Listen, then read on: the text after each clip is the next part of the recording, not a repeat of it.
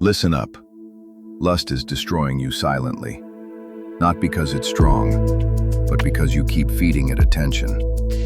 The harder you fight it head on, the stronger it feels. The more you obsess over not doing it, the deeper your brain codes it in. That's why most people stay trapped, pouring their strength into resisting, when the real answer is replacing. Warriors understand this. You don't win by staring at the enemy. You win by building a life so full, so strong, so forward-moving, that the enemy loses its grip on you without a fight. So stop making lust the center of your battle. Start making growth the center of your life. Here's the blueprint. Cut your triggers. Close the doors, block the sites, unfollow the accounts, make failure harder to reach. And when the pull hits, don't sit there in silence wrestling with it. Shift the energy. Move your body until the urge fades. Write your thoughts until the chaos clears. Call someone who reminds you of the future you're building.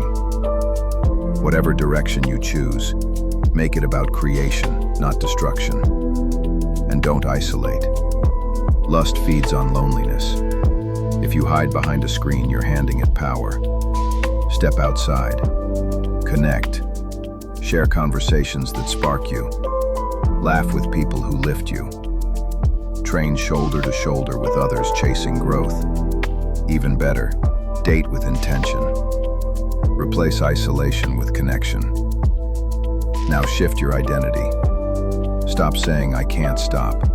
Start saying, "I don't do that anymore because I'm building something better." Every redirection rewires your brain. That's the mindset.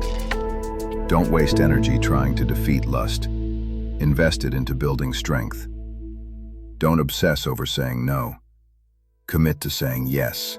Yes to growth. Yes to training. Yes to purpose. Because lust is nothing but stolen energy. Redirect it, and you unlock power, confidence, drive, clarity. Imagine waking up without guilt. No hiding, no shame, just focus, just strength. That's not a dream. That's what happens when you stop feeding lust and start feeding your life. You're not weak, you're just untrained. And training starts now. So the next time the urge comes, don't fight it, replace it. Don't just resist, redirect. Stop obsessing over what you're trying to kill. Start building what you actually want to live. That's how warriors outlast lust. Not by fighting harder, but by outgrowing it.